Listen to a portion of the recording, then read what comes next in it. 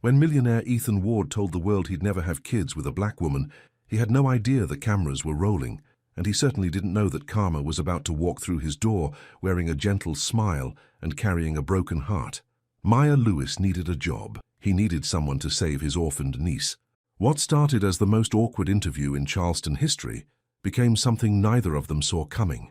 A love story that would force him to choose between his reputation and his redemption, between his empire and the only woman who ever made him want to be better. But when leaked stories, vicious relatives, and a viral past threaten to tear them apart, one question remains: can a man who said the unforgivable ever truly be forgiven? Or will the woman he insulted become the woman who walks away for good? Subscribe and comment below if you've ever had to choose between love and pride, because this story is about to show you what happens when a man finally chooses right. The camera lights felt too bright. Ethan Ward sat in the leather chair, his tie too tight around his neck, wishing he'd said no to this charity interview. He'd been up since 4 in the morning dealing with server crashes. His eyes burned. His patience had run out hours ago. "So, Ethan," the host smiled at him, her teeth impossibly white. "You've built an empire at 33. What about family? Any plans to settle down, have children?" The question hit him wrong. He thought of his sister, gone 6 months now, the funeral, the lawyers, the little girl sleeping in his guest room who still cried for her mama every night. "I don't think about that anymore," he said, his voice flat. The host leaned forward. "Oh, come on. Surely a handsome millionaire like you has options. What's your type?" Something inside him snapped. "I'd never have kids with a black woman." The words came out before he could stop them. Sharp, cruel, born from exhaustion and grief, and the bitter end of a relationship that had nothing to do with race and everything to do with betrayal. The studio went quiet. Someone coughed. The host's smile froze on her face. Ethan realized what he'd said. His stomach dropped. "I mean," he started, but the damage was done. He could see it in their faces. The cameraman, the producer, the intern holding the clipboard. He finished the interview somehow, answered questions about his company on autopilot. When they finally let him go, he walked out into the Charleston heat feeling sick. His phone started buzzing in the car. Then it didn't stop. By the time he got home, his words were everywhere. Twitter, Instagram, TikTok. Someone had clipped just that part.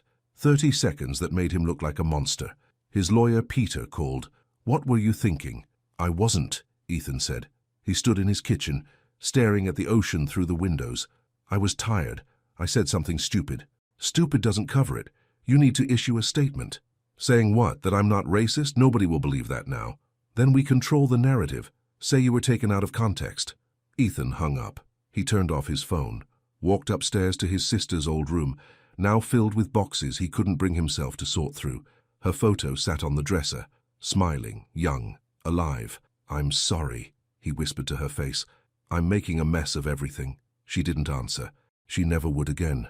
Upstairs, his niece Lila slept, curled around a stuffed elephant.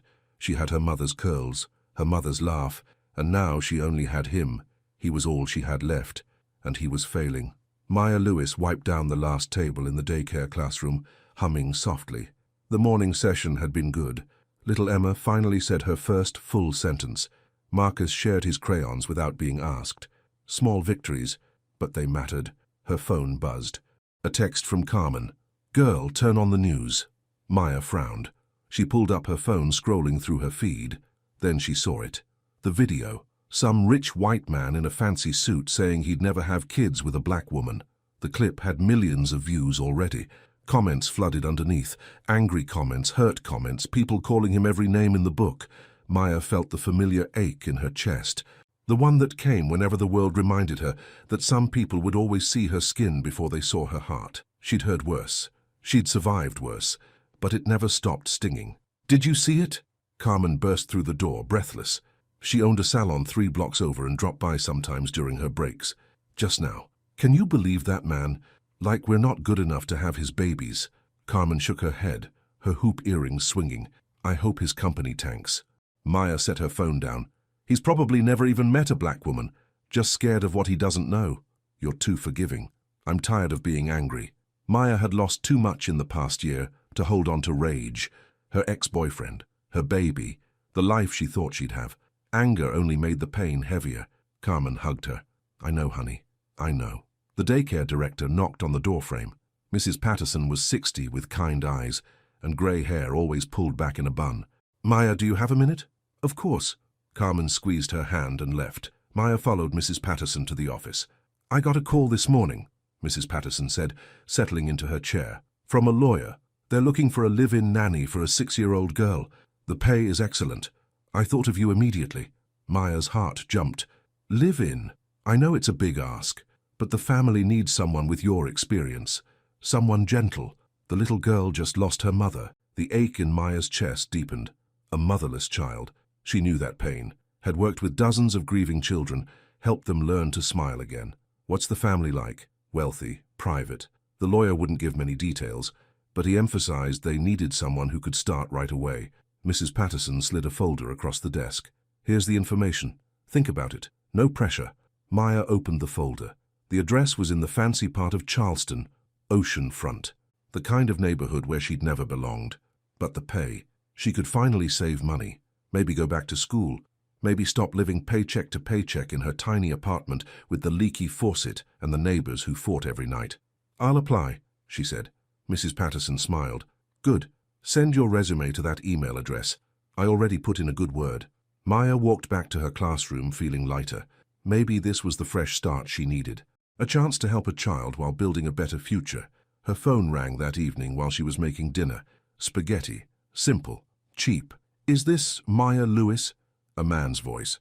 Professional. Clipped. "Yes. This is Peter Hale. I'm an attorney representing the Ward family. We received your application for the nanny position. Would you be available for an interview tomorrow afternoon?" "Tomorrow? So soon?"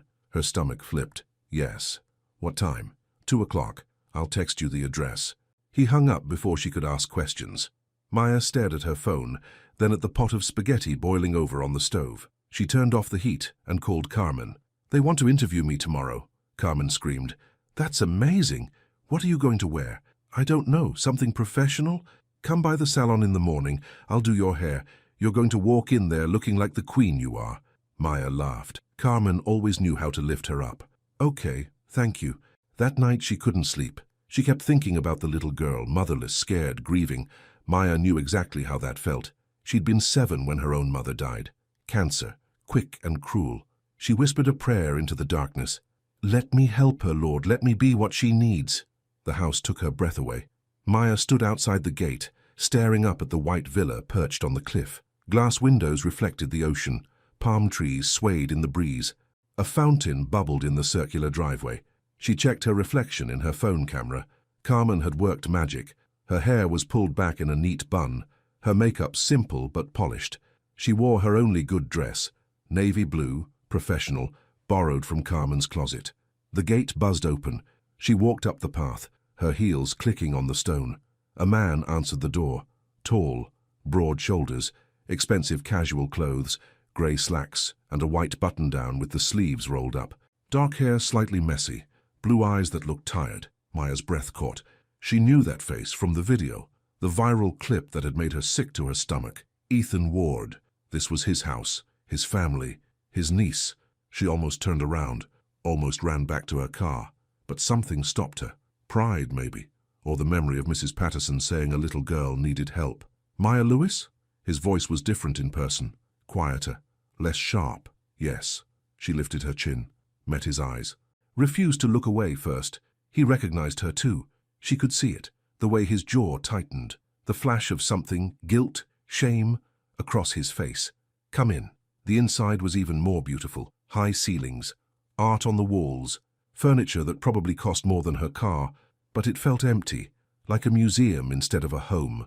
He led her to a living room with windows overlooking the ocean. Peter Hale sat on the couch, the lawyer she'd spoken to on the phone. He stood and shook her hand. "Thank you for coming on short notice." They sat. Maya folded her hands in her lap, tried to ignore the way Ethan watched her from the chair across the room. Peter asked the standard questions, her experience, her education, her approach to childcare. Maya answered smoothly. She'd done this before. She was good at her job. She knew it. "Why do you want this position?" Peter asked. Maya paused, chose her words carefully. "I love working with children, especially children who are hurting. I lost my mother when I was young. I understand grief. I know how to sit with it, How to help a child find joy again. Something shifted in Ethan's expression. His shoulders dropped slightly. The hardness around his eyes softened. The hours would be long, Peter said. Live-in means you'd have your own room here, but you'd be on call most of the time. Lila, Mr. Ward's niece, has had a difficult few months. I understand. And you'd be comfortable living here? Working with Mr. Ward? Maya looked directly at Ethan. I'm professional. I can separate personal feelings from my work. If Mr. Ward can do the same. Ethan's eyes widened slightly. Then he nodded. I can. The door burst open. A little girl ran in, curls bouncing, wearing a pink dress with a grass stain on the knee. Uncle Ethan, I can't find... She stopped when she saw Maya. Her eyes went wide. Maya's heart melted. The girl was beautiful. Brown eyes, light brown skin. Her mother must have been biracial. Those curls. That smile trying to hide behind shyness. Maya slid off the couch and knelt down, got on the child's level. Something she'd learned in her first week of training years ago. Hi there, she said softly. I'm Maya. What's your name? Lila. A whisper. That's a beautiful name. I like your dress. It's my favorite. Lila took a tiny step closer. Are you a princess? Maya laughed. No, sweetheart, but I think you might be. Lila giggled. Actually giggled. Maya glanced up and saw Ethan staring, his expression unreadable. What were you looking for? Maya asked Lila. My elephant, Mr. Trunks. He's hiding. Want me to help you find him? Lila nodded eagerly, took Maya's hand. Her little fingers were warm and sticky. They searched the room together. Behind the couch, under the chair, Maya made a game of it, pretending to ask the furniture if it had seen a grey elephant. Lila laughed more. Real laughter. The kind that came from the belly. They found Mr. Trunks behind a curtain. Lila clutched the stuffed animal tight, beaming up at Maya. You're good at finding things. I have practice, Maya said. I work with lots of kids. They lose things all the time. Do you like kids? I love them. Even sad kids? Maya's throat tightened. She touched Lila's cheek gently. Especially sad kids. Lila hugged her, just wrapped her little arms around Maya's neck and held on tight. Maya closed her eyes, held her back, felt her own heart crack open. When she stood up, Ethan was watching them with something like wonder on his face. The job is yours, he said quietly, if you want it. Maya looked at Lila, at this little girl who needed someone, who'd lost everything, who was reaching out for love and comfort and safety. I want it, Maya said. Peter cleared his throat. Excellent. We can have the contracts ready by... Tonight, Ethan interrupted. Can you start tonight? Maya blinked. Tonight, please. His voice cracked slightly. She needs someone. I'm not good at this. I'm trying, but I don't know what I'm doing. It was the most honest thing she'd heard him say. She saw the exhaustion in his eyes, the grief, the desperation of a man trying to hold together a child who was falling apart. Okay, Maya said. I'll need to go home and pack some things. Peter will drive you. Bring whatever you need. We'll make space. 2 hours later, Maya stood in the doorway of her new room. It was bigger than her entire apartment. A queen bed with soft white sheets, a window overlooking the ocean, a bathroom with a tub so deep she could actually stretch out. She set down her suitcases and sat on the bed, wondered what she'd just agreed to, working for the man who'd said those terrible words, living in his house, caring for his niece. But when Lila poked her head around the door, smiling shyly, Maya knew she'd made the right choice. Want to see my room? Lila asked. I'd love to. They were going to be okay. Somehow they'd figure this out. The first morning came too early. Maya woke to sunlight streaming through the windows. For a moment she forgot where she was. Then she remembered.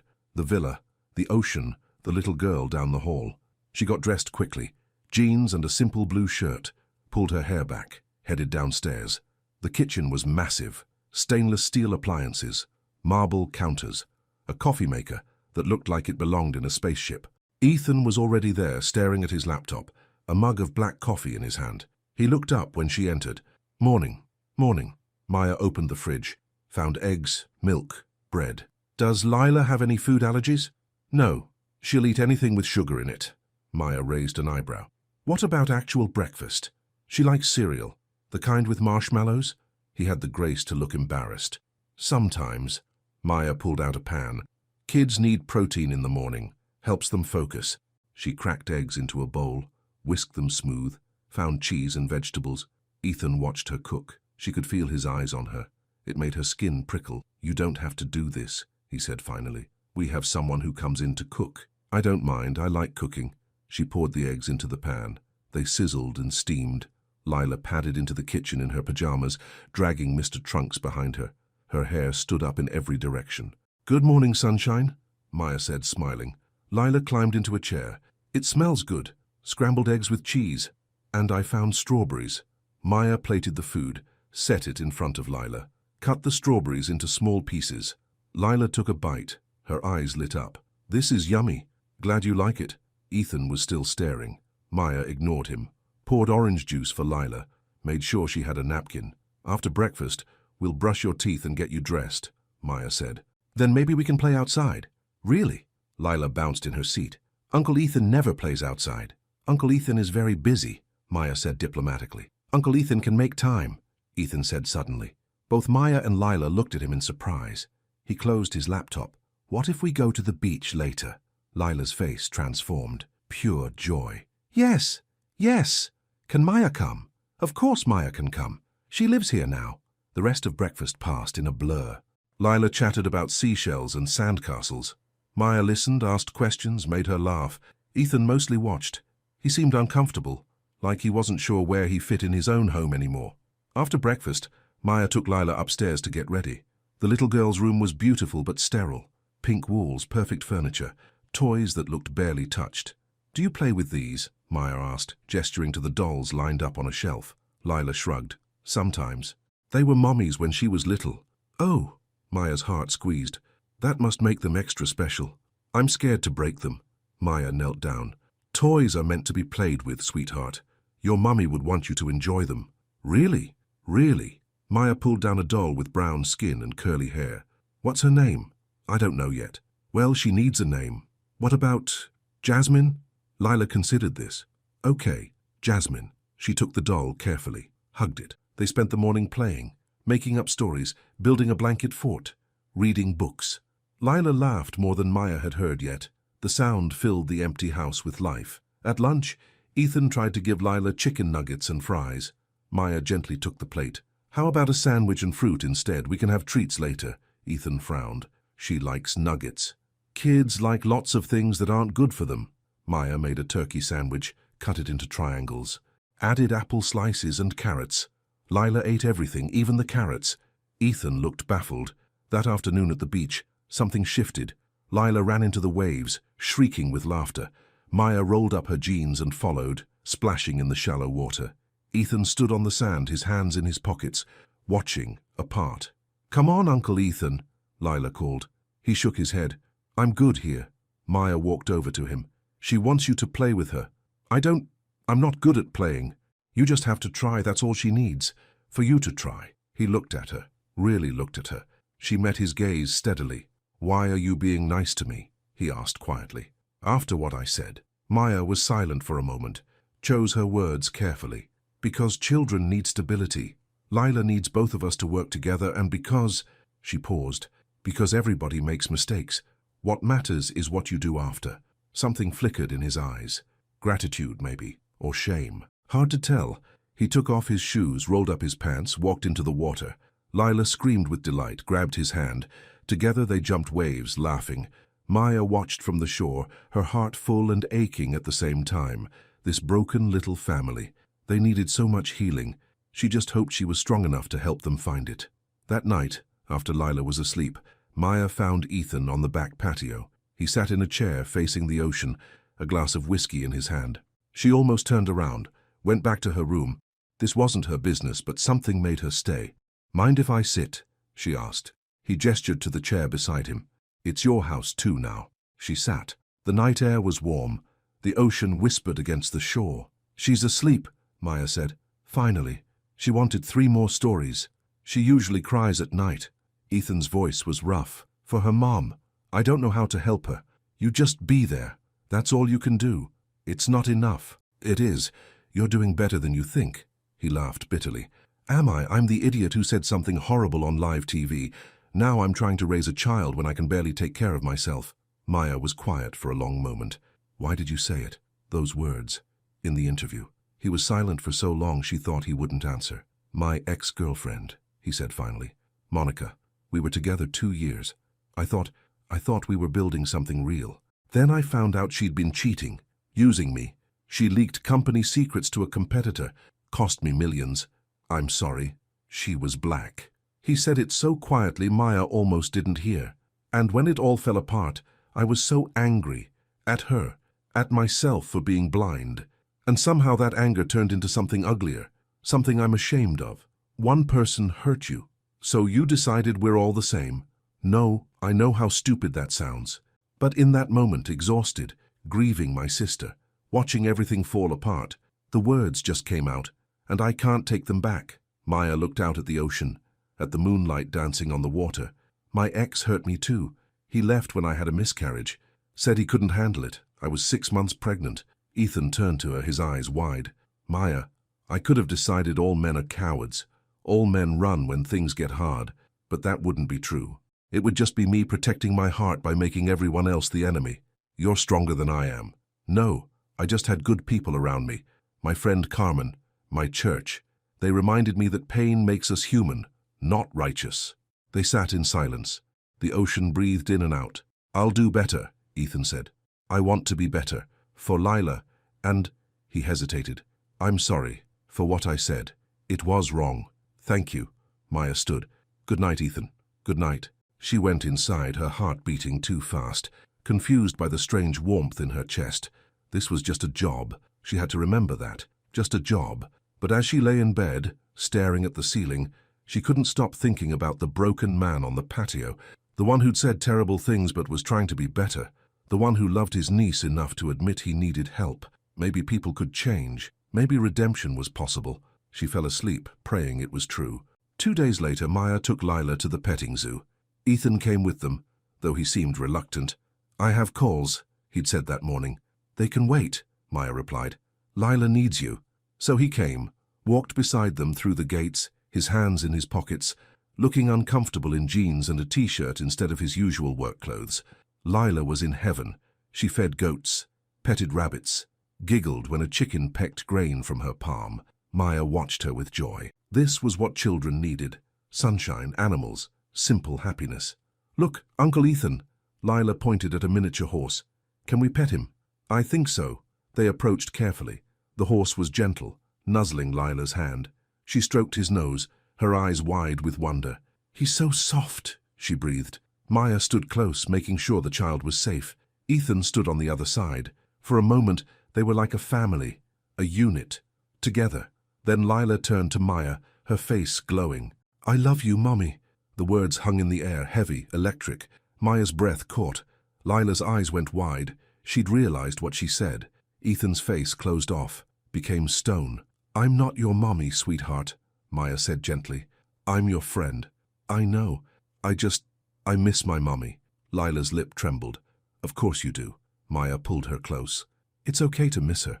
It's okay to be sad. But Ethan had already walked away. Maya saw his back, stiff and straight, heading toward the exit. She picked up Lila.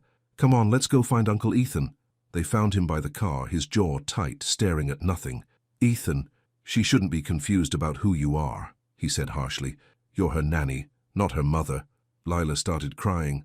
Maya held her tighter. She's 6 years old and grieving. She's going to say things, feel things. That's normal. Well, it's not acceptable. Why? Because it scares you? Because it means she's getting attached? His eyes flashed. Because her mother died 6 months ago and she should remember her. She will. But she also needs love now. She needs someone to hold her when she cries and make her breakfast and play with her. That's what I'm here for. I didn't hire you to replace her mother. I'm not trying to, but I'm also not going to push her away when she needs comfort. They stared at each other. Tension crackled between them. Lila sobbed into Maya's shoulder. I'm sorry, Uncle Ethan. Ethan's face crumpled. The anger drained away, replaced by horror. Oh God, he reached for Lila. No, baby, I'm sorry, I'm so sorry, come here. Lila went to him. He held her tight, his eyes closed. I didn't mean to yell. I was wrong. I'm scared. I miss your mama too. I know, Lila hiccuped. I know you do. They stood there, uncle and niece, holding on to each other in the parking lot of a petting zoo. Maya's throat was tight. Her eyes burned. This family needed so much healing. And she didn't know if she was strong enough to help them through it. But she had to try. For Lila. For this little girl who just wanted to be loved. They drove home in silence. Ethan carried Lila inside. She'd fallen asleep in her car seat, exhausted from crying. He laid her on her bed, pulled the covers up, kissed her forehead. Then he turned to Maya. I'm sorry for what I said. You're right. She needs love, and you're giving her that. Thank you. Can we start over with dinner? I'll cook. Well, I'll try to cook. Fair warning, I'll probably burn it. Maya felt herself smile despite everything. Okay, but I'm supervising. That evening, they worked together in the kitchen. Ethan was terrible at cooking. He burned the garlic, oversalted the pasta, nearly caught a dish towel on fire. But they laughed, actually laughed. Lila sat at the counter watching them, giggling at Uncle Ethan's mistakes, and for the first time since Maya arrived, the house felt like a home. When she caught Ethan smiling, really smiling, not the polite mask he usually wore, something warm bloomed in her chest, something dangerous, something she couldn't afford to feel. She looked away quickly, focused on stirring the sauce. This was just a job, she had to remember, just a job, but her treacherous heart wasn't listening. The rain came 3 days later, heavy sheets that turned the windows grey and made the ocean disappear into mist. Maya woke to thunder. The power was out. Her phone said 6 in the morning, but the house was dark as midnight. She found Lila standing in the hallway, clutching Mr. Trunks, her eyes wide. The lights won't work, she whispered. It's okay, baby. It's just a storm. The power will come back. Maya took her hand. Want to have an adventure? Downstairs, Ethan was already searching through drawers. He'd pulled on sweatpants and an old college t-shirt. His hair stuck up in every direction. I can't find the flashlights, he said, frustrated. Try the garage, Maya suggested. There's usually emergency supplies there. He disappeared, came back with candles, matches, and 2 flashlights. They set up camp in the living room. Maya lit candles carefully, placing them high where Lila couldn't reach. The flickering light made the room feel like a cave, cozy, secret. What do we do now? Lila asked. We tell stories, Maya said, the old-fashioned way. She pulled Lila onto her lap. Started with a fairy tale about a brave princess and a magic garden, made up voices for all the characters. Lila giggled, entranced. Ethan sat in the armchair across from them. At first he was checking his phone, probably worried about work. But slowly, he set it down, started listening. When Maya's story ended, Lila begged for another. Your turn, Uncle Ethan, Maya said. I don't know any stories. Make one up. I'm not good at that. Try. Maya's voice was gentle but firm. Ethan was quiet for a moment. Then he started talking about a little girl who could talk to animals, about a dolphin who needed help finding his family. His voice was hesitant at first, but Lila listened so intently that he kept going. The story wasn't perfect. He stumbled over words, lost the plot twice, but Lila hung on every word. Did the dolphin find his family? She asked when he finished. Yes, because the little girl never gave up on him. Lila smiled. I like that story. Something passed between Maya and Ethan. A look, an understanding. He was trying, really trying. Tell me about your sister, Maya said softly. Lila's mom. What was she like? Ethan's face changed, softened. Sarah? She was sunshine. Always laughing, always seeing the best in people. He looked at Lila. You look just like her, you know. Same eyes, same smile. Mommy used to sing to me, Lila said, at bedtime. She had a terrible voice, Ethan said, but he was smiling. Like a cat in a blender. But she sang anyway. Lila laughed. She did sound funny sometimes. She loved you so much, more than anything in the world. Ethan's voice cracked. I'm sorry I can't be her. I'm sorry I'm not. You're doing your best, Maya interrupted gently. That's what matters. The rain pounded on the roof. Thunder rolled overhead. But inside, in the candlelight, they were safe. How did she die? Maya asked. If you don't mind me asking. Car accident. Drunk driver ran a red light. She died instantly. Ethan stared at the candle flame. I got the call at 2 in the morning. Flew home from San Francisco. By the time I got here, she was already gone. I'm so sorry. The worst part? We'd fought the week before. About something stupid. I don't even remember what. And I never got to say I was sorry. His voice broke. I never got to say goodbye. Maya wanted to reach across the space between them, to touch his hand, to comfort him. But she held back. She knew you loved her, Maya said. Siblings fight, that's normal, but she knew. How can you be sure? Because you're here. taking care of her daughter, trying so hard even though you're scared. That's love. She knew that about you. Ethan's eyes were wet. He wiped them quickly. Lila had fallen asleep against Maya's chest, breathing soft and even. Safe. My mom died when I was 7, Maya said quietly. Cancer. It was fast. 3 months from diagnosis to the end. That must have been terrible. It was, but you know what I remember most? The last thing she said to me, she said, "Baby, sadness is just love with nowhere to go. So when you're sad, remember you're really just loving me, and that's okay." Ethan stared at her. That's beautiful. It helped, growing up, knowing that grief meant love, that missing someone meant they mattered. Does it ever stop hurting? No, but it changes, gets softer, becomes part of you instead of something that's killing you. The power flickered back on, lights blazed, the refrigerator hummed to life. They both flinched from the sudden brightness, the spell broken. Maya carefully stood, cradling Lila. I should put her to bed. Wait! Ethan stood too, stepped closer. Thank you. For this. For everything. It's my job. It's more than that. You know it is. Maya's heart hammered. He was too close. She could smell his cologne, see the gold flecks in his blue eyes. Good night, Ethan. She carried Lila upstairs before she could do something foolish, like lean into him, like forget all the reasons why this was a bad idea. In her room, she set Lila down on the bed. The little girl didn't wake, just curled around Mr. Trunks and sighed. Maya sat beside her in the dark. Her hands were shaking. She was falling for him, despite everything, despite the words he'd said, despite knowing it was wrong. She was falling and she didn't know how to stop. A week passed. The house found a rhythm. Maya woke early, made breakfast, got Lila dressed and ready. They played, read books, went to the park. Simple routines that gave the child stability. Ethan started joining them more, for meals, for bedtime stories. Once he even helped with bath time, though he was comically bad at it, got more water on the floor than on Lila. Maya found herself looking forward to seeing him, to their conversations after Lila went to sleep, to the way he smiled now, more often, more real. Carmen called on Thursday evening. How's the job? Good. Really good. And the millionaire jerk? Maya hesitated. He's not what I expected. Meaning? He's trying. He's good with Lila. He's kind. Carmen was quiet for a moment. Oh no. Maya, tell me you're not. I'm not anything. It's fine. It's not fine. That man said terrible things about black women. About us. You can't just forget that. I'm not forgetting. But people can change, Carmen. People can grow. Or they can say whatever you want to hear to get what they want. That's not fair. Life's not fair, honey. Just be careful. Please, I don't want to see you hurt again. After they hung up, Maya sat on her bed, staring at nothing. Was Carmen right? Was she being naive, letting herself trust someone who'd proven he could be cruel? She didn't know. She just knew that when Ethan looked at her now, she felt seen, valued, like she mattered, and that was dangerous. The next morning, everything changed. Maya was making pancakes when her phone exploded with notifications.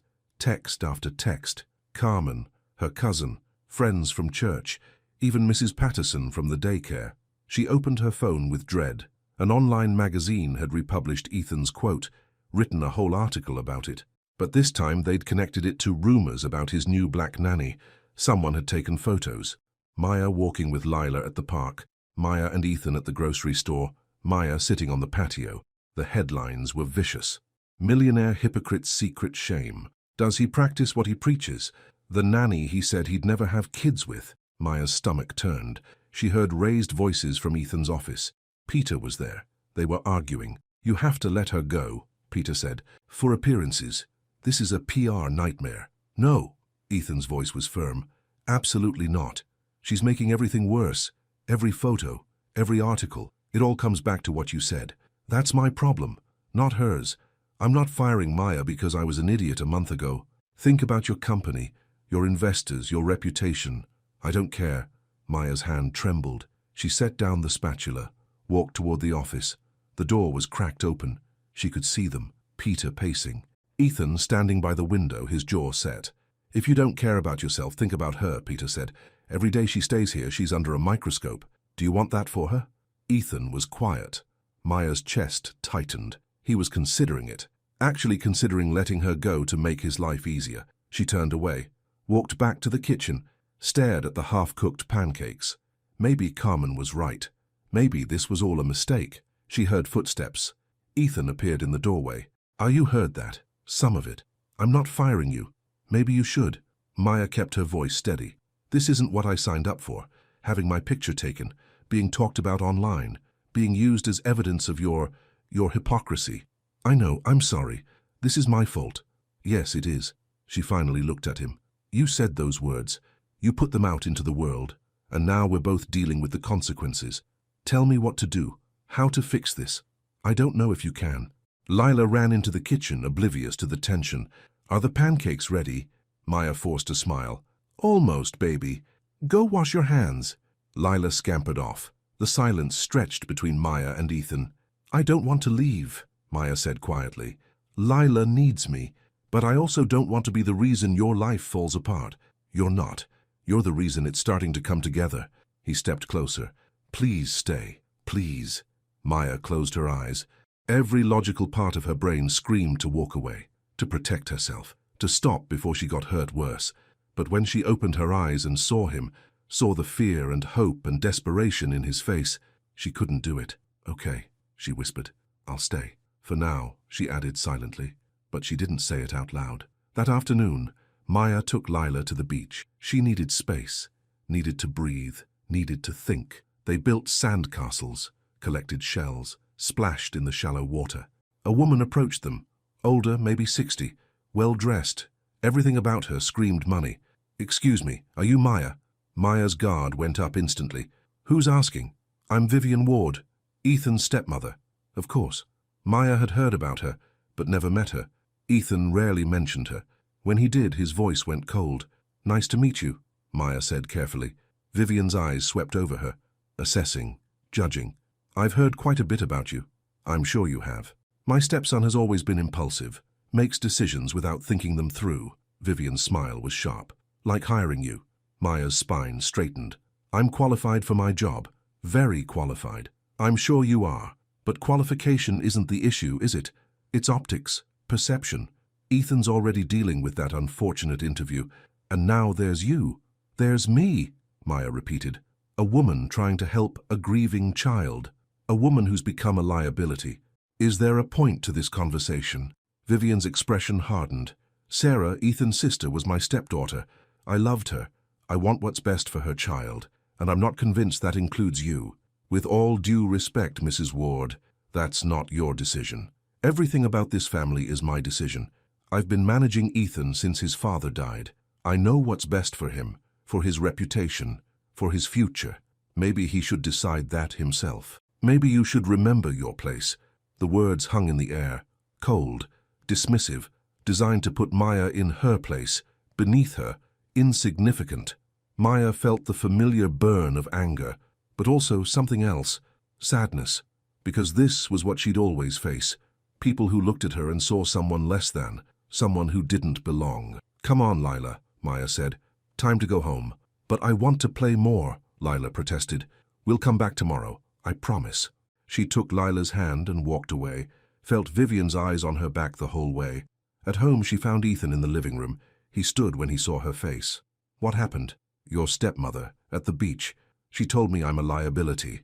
Ethan's expression darkened. Vivian was here. She wanted to make sure I knew my place. Damn it. He ran his hand through his hair. I'm sorry. She has no right, doesn't she? She's family. I'm just the help. Don't say that. You're not. You're more than that. You know you are. Maya met his eyes. Am I? What am I to you, Ethan? Really? He stared at her, opened his mouth, closed it. The silence stretched. That's what I thought, Maya said quietly. She went upstairs before he could answer, before she could see the truth in his face, that maybe Vivian was right. Maybe she didn't belong here. That night, Vivian came to the house. Maya heard the doorbell, heard Ethan's voice, tight with anger. She crept to the top of the stairs, listened. Need to think about Lila, Vivian was saying, about what's appropriate. Maya is appropriate. She's the best thing that's happened to Lila since Sarah died. She's the nanny, Ethan, nothing more. Don't confuse gratitude with anything else. I'm not confused. Aren't you? Because from where I'm standing, you're developing feelings for a woman who makes your life complicated, who puts your reputation at risk. Who is standing right here? Maya said from the stairs. Both of them turned. Vivian's eyes narrowed. Ethan's face flushed. Maya descended slowly, keeping her head high, refusing to be intimidated. "You want to talk about me?" she said to Vivian. "Do it to my face." "Very well. You're a complication this family doesn't need. You're a reminder of Ethan's mistakes. Every day you're here, you make things worse. Or maybe I make things better. Maybe this family needs someone who actually cares about Lila, instead of just caring about appearances." Vivian's face flushed. "How dare you? No! How dare you?" Maya stepped closer. "A little girl upstairs just lost her mother. She's grieving. She's scared. And all you care about is what people think, what they say, how it looks. Image matters in our world. Love matters more. You don't understand our world. You never will. Maybe I don't want to. If your world makes you treat people like they're disposable, like they don't matter because of their job or their skin or—" "Enough!" Ethan's voice cut through the tension. He stepped between them, faced his stepmother. "You need to leave, Vivian." "Ethan, I said leave. Maya is part of this family now. If you can't respect that, you're not welcome here." Vivian stared at him. Something flickered in her eyes. Surprise, maybe, or hurt. "Your sister wouldn't approve of this." "My sister would love Maya. Sarah always saw people's hearts. Maybe you should try it sometime." Vivian left without another word. The door closed behind her with a soft click. Maya stood frozen. Her heart raced. She couldn't believe what had just happened, what Ethan had said. He turned to her. "I'm sorry. I should have told her off the first time she came. I should have. Why did you defend me? Because you didn't deserve that. Because she was wrong. But she's right about one thing. I do make your life complicated. Good. It was too simple before, too empty." He stepped closer. "You want to know what you are to me? You're the person who makes this house feel like a home, who makes Lila laugh, who makes me want to be better than I was." "Ethan, I know it's wrong. I know I shouldn't feel this way. You work for me. I said those terrible things. I'm the last person who deserves—" He stopped, swallowed hard. "But I can't help it. I can't help the way I feel when you're around." Maya's breath caught. This was happening, really happening. The thing she'd been trying to avoid. "What way?" she whispered.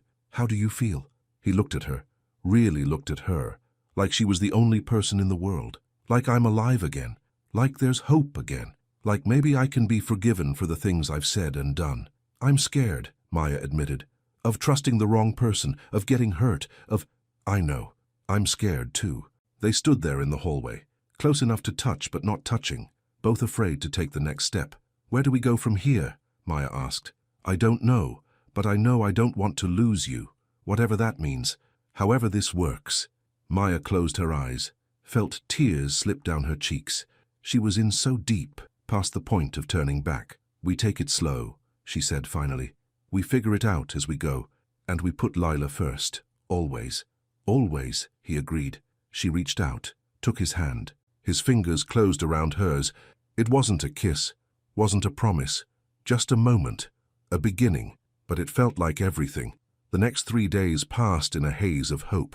They didn't kiss, didn't cross any lines, but something had shifted between them. Ethan started cooking breakfast with her, well, helping, burning toast and cracking eggs onto the floor, making her laugh. They went to the park together, all 3 of them, like a real family. Lila was happier, more playful, less afraid. And Maya felt light for the first time in months, maybe years. Carmen was still worried, called every night to check on her, but Maya couldn't explain it. How different Ethan seemed now. How gentle, how real. "Just be careful," Carmen kept saying. "I am," Maya promised, but she wasn't. Not really. She was falling and she knew it. Tuesday evening, they put Lila to bed together, read her 3 stories, kissed her forehead, turned out the lights. In the hallway, they stood close. "Want to watch a movie?" Ethan asked. "What kind?" "Anything but animated. I've watched Frozen 14 times this month." Maya laughed. "Deal." They settled on the couch, started a comedy, but neither of them paid attention. They were too aware of each other, the space between them, the way their hands almost touched on the cushions. "Can I ask you something?" Ethan said during a quiet scene. "Sure. That day at the interview, when you saw it was me, why didn't you leave?" Maya was quiet for a moment. "Because of Lila. I saw her walk into that room and I knew she needed someone, and I couldn't walk away from that need, even though it meant working for someone who'd hurt you. My mama used to say that hurting people hurt people, and healed people heal people. I figured maybe I could be part of your healing instead of your hurting. You're extraordinary. You know that? I'm just trying to do the right thing. It's more than that. You see the best in people, even when they don't deserve it. Everyone deserves grace, even people who mess up. He turned toward her. I messed up so badly, with what I said, with how I acted, but you gave me a chance anyway. You're giving yourself a chance, that's what matters. You're learning, growing, that takes courage. I'm terrified of disappointing you. Then don't. She smiled softly. Just keep trying. Keep being honest. Keep showing up for Lila, and for you. His voice was barely a whisper. Can I show up for you? Maya's heart hammered. Yes. He leaned closer. She could count his heartbeats, see the blue of his eyes in the lamplight. Tell me this is okay, he said. Tell me I'm not imagining this. You're not imagining it. His hand came up, cupped her cheek, gentle, reverent, like she was something precious. I'm going to kiss you now, he whispered. If that's okay, that's okay. He kissed her soft and slow, like he had all the time in the world, like she was worth savoring. Maya melted into him, felt herself open, trust, hope. The kiss deepened, his hands in her hair, her hands on his chest, feeling his heartbeat race. When they finally pulled apart, they were both breathing hard. Wow, she whispered. Yeah. He rested his forehead against hers. I've been wanting to do that for weeks. Me too. They kissed again, lost themselves in each other, in the moment, in the impossible hope that maybe this could work. Thunder rumbled outside. Maya pulled back, listening. Another storm, she said. Let it come, we'll weather it together. She smiled, kissed him again, let herself believe that maybe, just maybe, they could. But as she fell asleep that night in her own bed alone, she couldn't shake the feeling that the real storm was still coming, that this perfect moment was just the calm before everything fell apart. She prayed she was wrong, but deep down she knew. She always knew. Nothing this good ever lasted, not for girls like her. Maya woke to her phone buzzing. A text from an unknown number. You don't belong in his world. Leave before you embarrass yourself. She deleted it, but 3 more came, then 5, then 10, all anonymous, all saying the same thing in different ways, that she was using Ethan, that she was a gold digger, that she should know her place. She blocked the numbers, but her hands shook. This was the price of being seen with him, of daring to care about a man whose world didn't want her in it. Carmen called during Lila's nap time. Are you seeing the comments online? I try not to look. Maybe you should. People are vicious, Maya. They're saying terrible things. Let them talk. This is affecting you. I can hear it in your voice. Maya sat on her bed, staring at the ocean through her window. I knew it wouldn't be easy. But I didn't think people would be this cruel. You can still leave. Come stay with me. Get away from all this. I can't leave, Lila. And Ethan, can you leave him? Maya was quiet too long. Oh, honey, Carmen sighed. You're in love with him. I don't know what I am. I just know that when I'm with him, everything feels right, even when the world says it's wrong. The world isn't always wrong, but it's not always right either. After they hung up, Maya checked her phone, scrolled through social media even though she knew she shouldn't. The comments were worse than she'd imagined. People calling her names, saying she'd trapped Ethan, that she was playing the victim, that everything was for money and attention. A few people defended her, but they were drowned out by the hatred. Maya closed the app, felt sick to her stomach. Was this worth it? Was any relationship worth this kind of pain?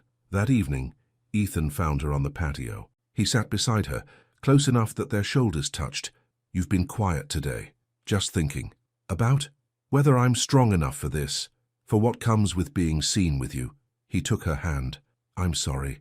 I wish I could make it stop. The comments, the articles, the judgment. You can't control what people think. No. But I can control what I do. He turned to face her. Vivian is hosting a charity gala next week. She's insisting I attend. Bring a date. Show everyone I'm fine. Okay, come with me. Not as my nanny, as my date. Maya's breath caught. That will make everything worse. Or it will make everything clear, that I'm not ashamed, that I'm done hiding. Ethan, I know what I'm asking. I know it's scary, but I want people to see us together, really see us. Not through photos or gossip, but actually see that what we have is real.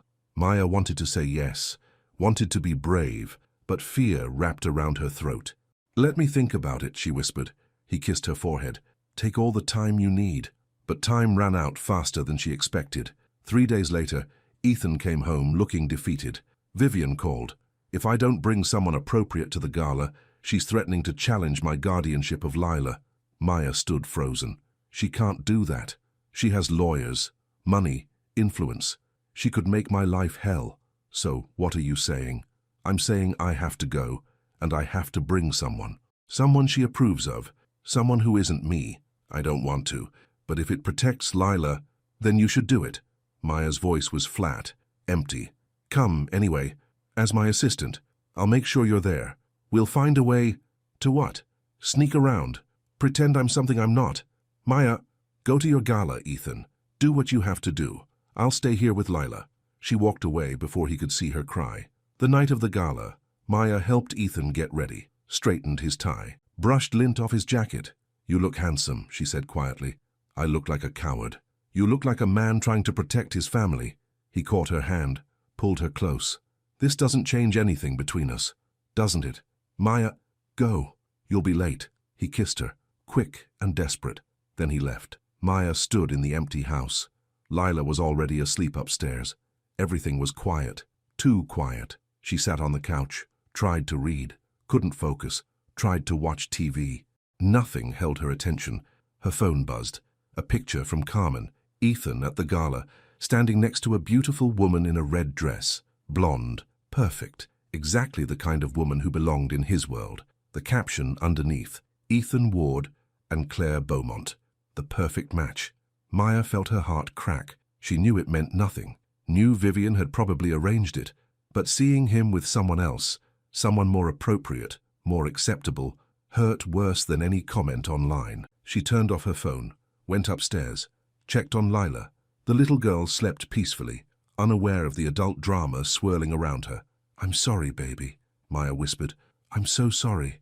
She went to her room, packed her suitcase. Not everything, just enough. Because she knew now she didn't belong here, in this house, in this world, with this man who had to choose between her and his family. She left a note on her pillow. Simple, direct. I can't do this anymore. I'm sorry. Take care of Lila. She needs you. M. Then she called Carmen. Come get me, Maya said, her voice breaking. Please, I need to leave. I'm on my way. Maya waited by the door, her suitcase at her feet, tears streaming down her face. She heard a car in the driveway, grabbed her bag, headed outside. But it wasn't Carmen, it was Ethan, home early, his tie loose, his face pale. He saw her, saw the suitcase. Understanding dawned in his eyes. You're leaving. I have to. Because of tonight? Because of Claire? That was nothing. Vivian set it up. I barely spoke to her. It's not about Claire. It's about all of it. The pressure, the judgment, the fact that we have to hide, that I have to be your secret. You're not my secret. Then what am I? Your nanny who you kiss when no one's looking? The woman you defend in private but can't claim in public? That's not fair. None of this is fair. Her voice rose. I fell in love with you, Ethan.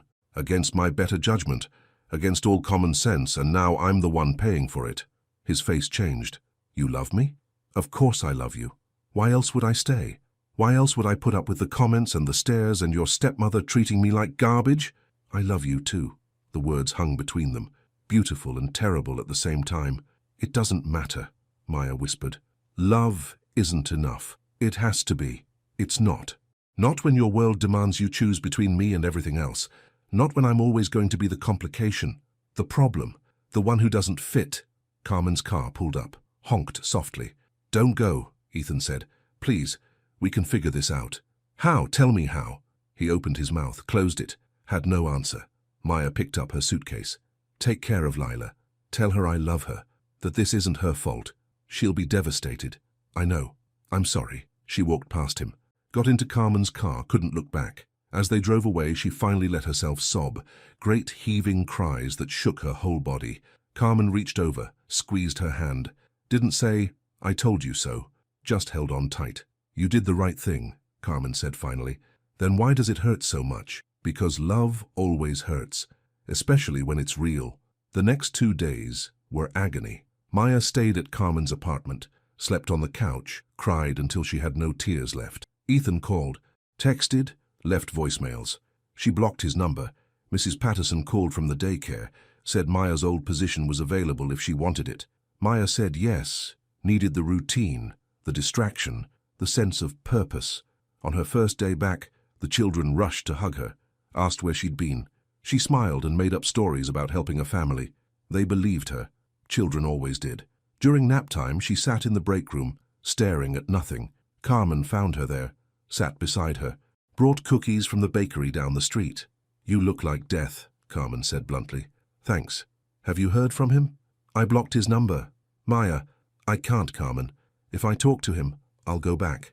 And I can't go back. It was killing me, slowly." "What about Lila?" Maya's eyes filled again. "She'll be okay. Kids are resilient." "You don't believe that." "I have to believe it. Otherwise I can't breathe." That night, Maya lay in the dark, staring at Carmen's ceiling. Every sound made her jump. Part of her hoped Ethan would show up, bang on the door, fight for her, but he didn't come.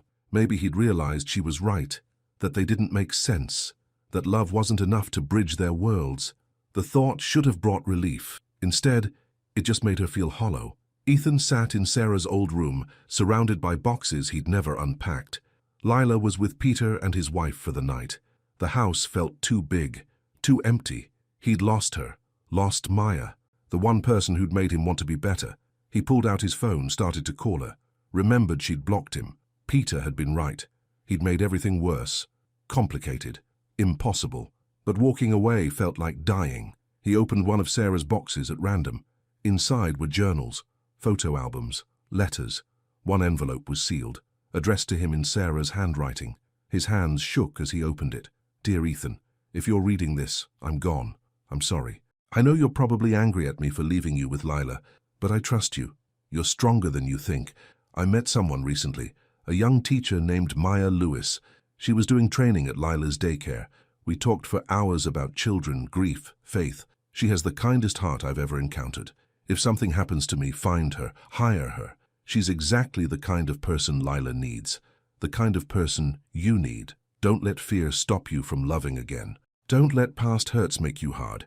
You deserve happiness, you deserve love, and so does Lila. Be brave, little brother. Let people in. Let yourself be known. Love always." Sarah Ethan read the letter 3 times. Tears streamed down his face. Sarah had known, had seen what he couldn't, that Maya was meant to be in their lives. He grabbed his keys, drove through the night to Carmen's apartment, pounded on the door at 3 in the morning. Carmen answered, furious. "Do you know what time it is? I need to see her, please." "She doesn't want to see you." "I know, but I have something important." Carmen studied his face, saw something there that made her soften. "Wait here." She disappeared inside, came back with Maya, hair messy, eyes red. "Beautiful. What do you want?" Maya's voice was cold. "I found a letter. From Sarah, my sister." He held it out. "She knew you. Before everything. She wanted you in Lila's life. In my life." Maya took the letter, read it, her face crumpled. "This doesn't change anything," she whispered. "It changes everything, don't you see? This wasn't random. You were meant to find us, help us, love us. I can't go back to hiding, to being your secret. Then don't. Come back. Be with me. Publicly. Proudly. I don't care what Vivian says. I don't care what the world thinks. You say that now. But when it gets hard, I'll still be there. I promise." Maya looked at him. Really looked. "Searching for the truth. Lila needs me," she said finally. "We both do." She handed the letter back, started to turn away. Then she stopped, turned back, walked into his arms. He held her tight, buried his face in her hair, breathed her in. "I'm scared," she whispered. "Me too. But we'll figure it out. Together." Carmen watched from the doorway, shaking her head. But she was smiling. "Y'all are crazy," she said. "Probably," Ethan agreed. He pulled back enough to look at Maya. "Come home? Okay, but we do this right. No more hiding, no more pretending. Deal." He kissed her, right there on Carmen's doorstep. Let the world see. And for the first time in days, Maya felt like she could breathe again. The weekend was perfect. Maya moved back in. Lila cried happy tears. They spent Saturday at the beach, building sandcastles and splashing in the waves. Sunday morning, they went to church together, all 3 of them. Sat in the back, held hands during the hymns. People stared, whispered, but Ethan didn't let go of Maya's hand, not once. After service, they walked to the park, bought ice cream, watched Lila play on the swings. This is nice, Maya said. Being normal, being ourselves. It's perfect. That night, after Lila went to bed, they sat on the patio. The ocean whispered. Stars glittered overhead. Ethan pulled Maya close. She curled into his side, feeling safe, loved, home. I want to show you something, he said. He led her to his room. She'd never been inside before. It was simple, masculine, a bed, a desk, photos of Sarah on the dresser. I'm not good at this, Ethan said. Relationships, vulnerability, but I'm trying. I know. He kissed her, slow and deep, full of promise. Maya let herself fall into him, into the moment, into the hope that maybe, just maybe, they could make this work. They made love that night, gentle and tender, a confession without words. Afterward, they lay tangled together, hearts still racing. I love you, Ethan whispered. I should have said it sooner, should have fought harder. You're fighting now. That's what matters. I won't let you go again. I promise. Maya wanted to believe him, wanted to trust that this time would be different. But as she drifted off to sleep in his arms, a small voice in her head whispered warnings. Nothing this good ever lasted. Not for girls like her. Monday morning, everything fell apart. Maya woke to her phone exploding. Hundreds of notifications, messages, calls. She checked the news with a sinking feeling. The headline made her stomach drop. Nanny sells story. Inside, Ethan Ward's scandalous romance. An article, full of details, private moments, things only she would know, quotes attributed to an unnamed source close to the family. Maya's hands shook. No, no, no, no. Ethan appeared in the doorway, his face white. Maya, I didn't do this. I swear I didn't. I know. You know, then why do you look like that? Because my investors are calling, my board, they're saying... He stopped, swallowed hard. They're saying I need to distance myself from you until this blows over. Distance yourself, just for a few days, maybe a week, until we figure out who leaked the story. You're choosing them over me.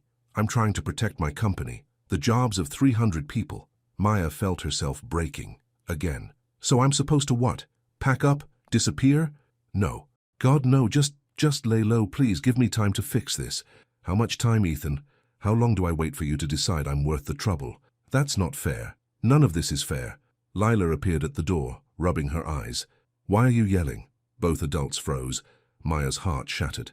I'm sorry, baby, Maya whispered. We're having a disagreement. Are you leaving again? Maya looked at Ethan. He wouldn't meet her eyes. That told her everything. Yeah, sweetheart. I have to go for a little while. Lila started crying. But you just came back. You promised. I know. I'm sorry. Ethan picked up Lila, held her close. It's going to be okay. Maya will be back soon. When? He had no answer. Maya packed quickly, threw clothes in her suitcase, didn't look at anything, just needed to leave before she completely fell apart. Ethan followed her to the door. This is temporary. I promise. Just give me a few days. Don't. Her voice was ice. Don't make promises you can't keep. Maya, you said you'd fight for me, but the first time it got hard, you backed down. You chose your company, your reputation, just like I knew you would. That's not what's happening. Then what is happening? Tell me. He was quiet too long. That's what I thought. She picked up her suitcase. Goodbye, Ethan. She walked out, got in her car, drove away. In the rearview mirror, she saw him standing in the doorway, holding Lila, both of them crying.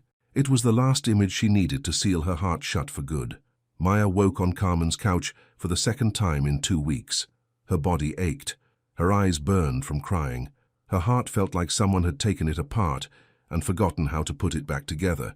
Carmen stood in the kitchen making coffee. She brought Maya a cup without saying anything, just sat beside her and waited. I'm done, Maya said finally. I'm really done this time. I believe you. Do you? No. But I'll support you anyway. Maya almost smiled. You're a good friend. I know. Carmen squeezed her hand. What do you need? To forget. To move on. To stop loving someone who keeps choosing everything else over me. That's a tall order. I know. The daycare welcomed her back again. Mrs. Patterson didn't ask questions. Just gave Maya her old classroom and a schedule. The children helped. Their laughter. Their innocent questions. Their need for someone to care about them. It gave Maya purpose when she felt purposeless. But every brown-eyed little girl reminded her of Lila. Every child's drawing made her wonder what Lila was doing. If she was okay.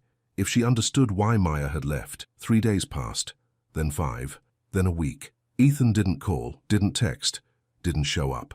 Maya told herself she was relieved. This proved she'd been right. He'd moved on, found it easier without her. But late at night, alone in the dark, she ached for him, for his laugh, his terrible cooking, the way he'd hold her like she was precious. "You need to talk to him," Carmen said one evening. "No. Yes. You need closure, or an explanation, or something, because this limbo is killing you. He made his choice. Did he? Or did you run before he had the chance to fight?" Maya stared at her friend. "Whose side are you on?" "Yours, always. But being on your side means telling you the truth. And the truth is, you're miserable. And maybe, just maybe, so is he." Ethan wasn't sleeping, hadn't slept properly in days, maybe weeks. Everything blurred together. Lila had stopped talking, not completely, but she'd gone quiet, withdrawn, drew pictures of 3 stick figures, her, Uncle Ethan, and Maya. Always drew Maya walking away. "When is Maya coming back?" she asked every morning. "I don't know, baby." "Did she stop loving us?" "No, never. She loves you so much." "Then why did she leave?" Ethan had no good answer. How did you explain adult complications to a 6-year-old? How did you say that fear and pride and reputation mattered more than love? Except they didn't. He knew that now. Too late. But he knew. Peter came by on Thursday, found Ethan in Sarah's room again, surrounded by her belongings. "You look terrible," Peter said. "Thanks." The story died down. The source was traced to Vivian's assistant. "She leaked it, hoping you'd fire Maya." Ethan's head snapped up. "What?" "Vivian wanted Maya gone. Thought if you looked bad enough you'd distance yourself. Worked, didn't it? I need to tell Maya. She thinks it was her fault. Then tell her. She won't answer my calls. So go see her. She doesn't want to see me." Peter sat down heavily. "You're really going to give up? Just like that? I already lost her. Twice. I'm not putting her through it again. That's fear talking, not logic. Maybe I'm tired of fighting. Then you don't deserve her." Peter stood. "Sarah would be ashamed of you right now. She sent Maya to you, trusted you to do the right thing, and you're sitting here feeling sorry for yourself instead of fighting for the woman you love." After Peter left, Ethan pulled out Sarah's diaries. He'd been avoiding them, too painful, but now he needed to hear his sister's voice. He read late into the night, entry after entry about love, about fear, about taking chances. One passage stood out. "Ethan always thinks he's not enough. Not good enough, not brave enough, not worthy of love, but he's wrong. He's all of those things. He just needs to believe it, to fight for what matters instead of protecting himself from getting hurt. I hope someday he meets someone who makes him want to be brave, who makes him want to fight, who makes him believe he's worth loving. And when he does, I hope he doesn't let fear win." Ethan closed the diary, sat in the silence, made a decision. Tomorrow, he'd stop hiding, stop protecting himself, stop letting fear dictate his choices. Tomorrow, he'd fight. The TV studio was smaller than he remembered, brighter, more real. Ethan sat in the same chair where he'd ruined everything months ago. The same host smiled at him, though more cautiously this time. "Thank you for coming back," she said. "Thank you for having me. You requested this interview. Want to tell us why?" Ethan looked directly at the camera, at the people watching, at Maya, wherever she was. "I came back to apologize, to explain, to tell the truth, about the horrible thing I said 6 months ago, that I'd never have kids with a black woman." The words tasted bitter. "I said it out of anger, out of pain from a bad relationship, but that doesn't excuse it. Nothing excuses it." The host leaned forward. "What changed?" "I met someone, a black woman, the kindest, most beautiful person I've ever known. She came into my life when I was drowning in grief, when my niece needed someone, and she saved us. Both of us. Your nanny, Maya Lewis. Not just my nanny. The woman I fell in love with, the woman who showed me how wrong I was, how prejudice isn't about what we think, it's about what we choose. And I chose wrong. I chose fear over love, reputation over truth, pride over the person who mattered most. Where is she now? Gone. Because I hurt her. Not once, but twice.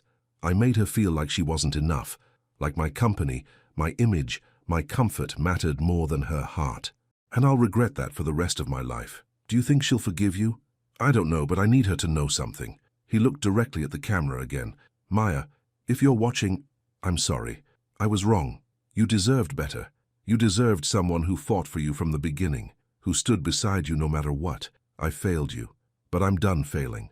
I'm done choosing anything over you. If you'll give me another chance, I promise, I'll spend the rest of my life proving you matter, that you belong, that we belong together. The studio was silent. The host had tears in her eyes. That's very brave, she said. It's not brave. It's necessary. Love should never be a secret, never be something we hide because we're scared of what people think. What if she doesn't take you back? Then I'll spend the rest of my life trying to be the man she deserved all along. For her. For my niece. For myself.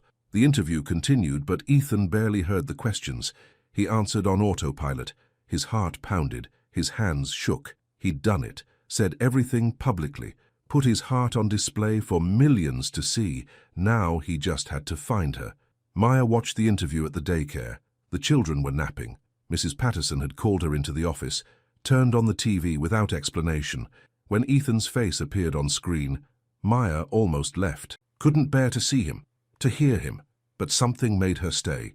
She listened to every word, watched him lay himself bare, saw the truth in his eyes, the regret, the love. Tears streamed down her face. He loves you, Mrs. Patterson said softly. I know. Do you love him? Yes, but love isn't always enough. Sometimes it is. Sometimes it's everything. Maya went home, to Carmen's apartment, in a daze. Her phone exploded with messages. Friends, family, people from church. Everyone had seen the interview. Carmen was already there, waiting. She pulled Maya into a hug. He put it all out there, Carmen said. Risked everything. For you. I'm scared. I know. But you're also in love. And maybe that's worth being scared for. Maya sat on the couch, stared at her phone. Ethan had called 17 times, left 12 voicemails. She played the first one. Maya, please. I know I don't deserve it, but please listen. I found out who leaked the story. It was Vivian's assistant. You didn't do anything wrong. I should have believed you, should have trusted you. I'm so sorry. The second, I miss you. Lila misses you. The house is too quiet without you. Nothing feels right. The third, I love you. I should say it more. Should have said it from the beginning. I love you. Please come home. Maya listened to all 12, cried through everyone. What do I do? She asked Carmen. What does your heart say? That I want to go back. That I want to try again, that maybe we can make it work. Then go. What if he hurts me again? Then you'll survive, like you always do. But what if he doesn't? What if this is real? What if you spend the rest of your life wondering what could have been? Maya took a deep breath, made her decision. Will you drive me? Carmen grinned. I thought you'd never ask. Ethan drove all over Charleston looking for her. The daycare was closed. Carmen's apartment was empty. He tried the church, the park, every place he could think of. Nothing. He called Peter. I can't find her. Did you try her friend, the salon owner? Carmen's place was empty. Try the salon. Ethan drove across town, found the salon, burst through the door. A woman looked up from sweeping hair. We're closed. I'm looking for Carmen, or Maya Lewis. Please, it's important. The woman studied him. Recognition dawned. You're the guy from TV. Yes. I need to find Maya. She's not here. Do you know where she is? The woman hesitated, then smiled slightly. Carmen took her to the playground, the one on Rutledge Avenue.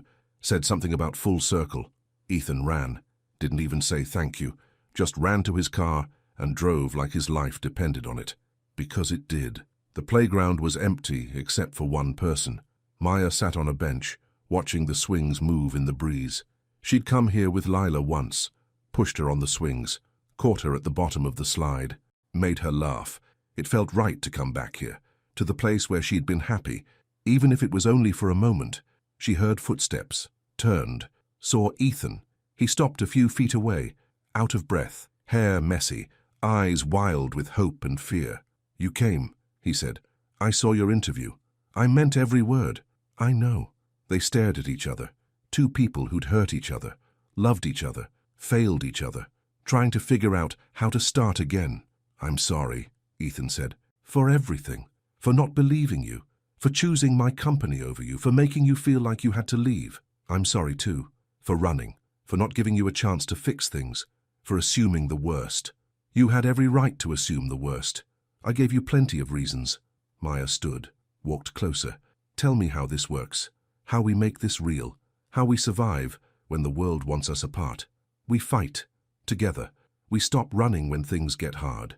We choose each other. Every single day, What about Vivian, your investors? All the people who think I don't belong, they don't matter. Only 3 people matter, you, me, and Lila. Everyone else can think whatever they want. You say that now. I'll say it forever. I'll say it every day until you believe me. I love you, Maya, not despite who you are, because of who you are. You make me better. You make Lila happy. You make our house a home. Maya's eyes filled with tears. I love you too. So much it terrifies me. Then be terrified with me. Let's be scared together, but let's be together. She walked into his arms. He held her tight, breathed her in. Come home, he whispered. Okay. Really? Really? He kissed her, right there in the empty playground, soft and sweet and full of promise. When they pulled apart, Maya saw a little figure running toward them. Maya! Maya! Lila crashed into her, arms wrapping tight around her waist. Maya dropped to her knees, holding the child close. I missed you so much, Lila sobbed. I missed you too, baby. So much. Are you back forever? Maya looked at Ethan. He nodded. Yes, sweetheart. I'm back forever. Promise? I promise. Peter stood by the car, watching. He'd driven Lila, smiled at the reunion. They all went back to the villa together. The house that had felt like a museum now felt warm, alive. That night, after Lila was asleep, Maya and Ethan sat on the patio. There's one more thing, Ethan said. Vivian, what about her? She's threatening to challenge my guardianship, says I'm unfit, that the scandal makes me a bad influence. Can she do that? She can try, but I'm not backing down, not anymore. What do you need from me? Just stand beside me, that's all. Always. The meeting with Vivian happened 2 days later, at her mansion, formal and cold, and exactly like her. Ethan brought Maya and Lila, held Maya's hand the entire drive. Vivian waited in her sitting room, perfectly dressed, perfectly composed, but something flickered in her eyes when she saw them together. You brought the child, Vivian said. Her name is Lila, and yes, this concerns her. She should be here. Vivian's gaze swept over Maya, dismissive, cold. And you brought your partner, Ethan interrupted firmly. Maya is my partner, and she's going to be part of Lila's life, our life. If you can't accept that, then we have nothing to discuss. I'm trying to protect this family. From what? From love? From happiness? From someone who actually cares about Lila? From scandal? From judgment? From living? Maya said quietly. Everyone turned to her. You're so afraid of what people think that you've forgotten what matters. You've forgotten that family isn't about appearances. It's about love, support, being there even when it's messy. You don't understand our world. Maybe not. But I understand love, and I love Ethan. I love Lila. And if you challenge his guardianship, you'll have to challenge me too, because I'm not going anywhere. Lila stepped forward. Her small voice cut through the tension. Please don't take Uncle Ethan away. He's all I have left. Him and Maya. We're a family now. Please don't break our family. Vivian's face crumpled. For the first time, Maya saw past the perfect facade. Saw a woman grieving, scared, holding on to control because she'd lost everything else. I miss her too, Vivian whispered. Sarah, she was my daughter. Maybe not by blood, but she was mine. And when she died, I didn't know how to handle it. So you tried to control everything else, Ethan said softly. I get it. I did the same thing. But it doesn't work. Control doesn't heal grief, only love does. I'm afraid, Vivian admitted, of losing Lila too, of losing you. You won't lose us, but you have to let us live. Let us be happy, even if it looks different than you imagined. Vivian looked at Maya, really looked at her for the first time. You love them? With my whole heart. And you'll take care of them? Every day, I promise. Vivian was quiet for a long moment. Then she nodded. Okay, no lawyers, no custody battle, but she looked at Ethan. You have to let me be part of their lives, part of your family. I can't lose you too. You won't. You never had to. We just need you to trust us. I'll try. It wasn't perfect, wasn't tied up with a neat bow, but it was honest. It was a start. They left together, all of them. Lila chattering about sandcastles, Ethan and Maya holding hands, Vivian watching them go with something like peace on her face. 3 weeks later, they hosted Lila's birthday party in the backyard. Nothing fancy, just family and close friends, balloons, cake, children running through the grass. Carmen came with her new girlfriend. Peter brought his wife and kids. Even Vivian showed up, bringing more presents than necessary but smiling genuinely. Mrs. Patterson came from the daycare, some of Maya's church friends, people who'd stood by her through everything. Maya watched from the patio as Lila opened presents. Ethan stood beside her, his arm around her waist. "Happy?" he asked. "Very. Good. Because I have something for you." He pulled out a small box. Not a ring box. Something else. Inside was a locket. Silver. Delicate. Beautiful. "It was Sarah's," Ethan said softly. "She wore it every day. Inside is a photo of her and Lila. I want you to have it." "Ethan, I can't." "Please. She would want you to have it. You brought her back to us. To me. You made this family possible." Maya's eyes filled with tears. She let him clasp it around her neck. "Thank you. Thank you. For not giving up on us. For fighting when I was too scared. For loving Lila like she's yours. She is mine. You both are." He kissed her. Soft and sweet. Full of promise. "Uncle Ethan, Maya, come open presents with me," Lila called. They joined her on the grass, helped her tear through wrapping paper, laughed at her excitement over each gift. As the sun set, turning the sky orange and pink, they all sang happy birthday. Leela made a wish and blew out her candles. "What did you wish for?" Carmen asked. "I can't tell. It won't come true." "Smart girl," Peter said. But Lila looked at Maya and Ethan with pure joy, and Maya knew what she'd wished for. The same thing Maya would have wished for. The same thing Ethan wanted. For this moment to last. For their family to stay whole. For love to be enough. That evening, after everyone left and Lila was finally asleep, Maya and Ethan walked on the beach. The ocean whispered. Stars sparkled. Everything felt perfect. "I've been thinking," Ethan said. "Dangerous," he laughed. "I want to sell the company. Well, most of it. Keep enough to stay comfortable, but step back. Spend more time with Lila. With you. Actually live instead of just working." "Really? Really? Life's too short. Sarah taught me that. You taught me that. I don't want to miss any more moments." "What would you do instead?" "I don't know yet. Maybe work with kids. Start a foundation in Sarah's name. Something that matters. Something real." Maya smiled. "I love that idea. And I've been thinking about us, about our future. Yeah? I want you to know. I'm in this. All the way. Forever. Whatever that looks like. Marriage, family, growing old together, all of it. Are you proposing?" "Not yet. But someday. When the timing's right. When you're ready. I want you to know that's where I'm headed. That you're not temporary. You're my forever." Maya stopped walking, turned to face him. "You're my forever too." They kissed under the stars. The ocean washing away old hurts. Old fears. Old versions of themselves. "Come on," Maya said. "Let's go home." Home sounds perfect. They walked back hand in hand. To the villa on the cliff. To Lila sleeping peacefully. To the life they'd built together through pain and hope and stubborn, impossible love. Inside, Maya checked on Lila one more time. The little girl slept curled around Mr. Trunks, a smile on her face. Maya kissed her forehead, whispered a prayer of thanks. Then she went to their room. Ethan was already there, waiting. He pulled her close. "I love you. I love you too." They fell asleep, tangled together. Safe, whole, home. And for the first time in longer than Maya could remember, she wasn't afraid of the future. She was ready for it. Ready for all the joy and challenges and beautiful ordinary moments that came with loving someone who loved her back. Ready for family, for forgiveness, for grace. Ready for forever. 6 months later, on a perfect Saturday morning, Ethan took Lila and Maya back to the beach. They built sandcastles like always, collected shells, played in the waves. But this time felt different. Special. Like something was about to shift. "Uncle Ethan?" Lila asked. "Are you going to marry Maya?" Ethan glanced at Maya. She raised an eyebrow, curious. "Would you like that?" he asked Lila. "Yes. Then she'd be my aunt. Or my mom. Can I call her Mom?" Maya's throat tightened. "You can call me whatever feels right, baby.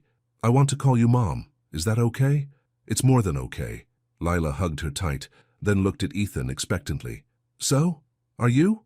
Ethan knelt in the sand, pulled out a ring. Simple, beautiful, perfect. "I had this whole plan," he said, looking at Maya. "Dinner, candles, a speech. But this feels right. Here, with both of you. Our family." Maya's hands shook. Tears streamed down her face. "Maya Lewis, you walked into my life when I was broken. You loved me when I didn't deserve it. You fought for us when I was too scared. You made me believe in grace, in redemption, in love. Will you marry me? Will you be my wife? Will you officially be Lila's mom? Will you build a life with us?" "Yes," Maya whispered. Then louder. Yes, yes, yes. He slipped the ring on her finger, stood, kissed her while Lila cheered and danced around them. We're getting married, Lila shouted to the empty beach. We're a real family. We were always a real family, Maya said. But now it's official. They spent the rest of the day celebrating. Called Carmen, who screamed so loud they had to hold the phone away from their ears. Called Peter, even called Vivian, who cried happy tears. That evening they sat on the patio watching the sunset, Lila between them, the ring on Maya's finger catching the light. What did I say all those months ago? Ethan asked. In that terrible interview. Something you didn't mean. What I meant to say, what I should have said, is that I'd never have kids without a woman like you. Someone brave, kind, strong, real. Someone who makes me want to be better. You are better. Because of you. Lila climbed into Maya's lap. Tell me the story again, about how you and Uncle Ethan fell in love. Maya laughed. Which version? The real one. Well, Maya began, smoothing Lila's curls. Once upon a time there was a man who said something he didn't mean, and a woman who chose to see his heart instead of his words, and a little girl who brought them together. And they learned that love isn't about being perfect, it's about being brave enough to try, to forgive, to choose each other even when it's hard. And they lived happily ever after, Lila asked. Ethan pulled them both close. They're working on it. Every single day. That's the best kind of happily ever after, Maya said. They sat together as the sun disappeared into the ocean, as stars began to appear, as the world turned and time moved forward. A family built from grief and hope and impossible love. A family that proved prejudice could be healed, that hearts could change, that grace was real. A family that chose each other every single day. And that was enough. More than enough. It was everything. The end.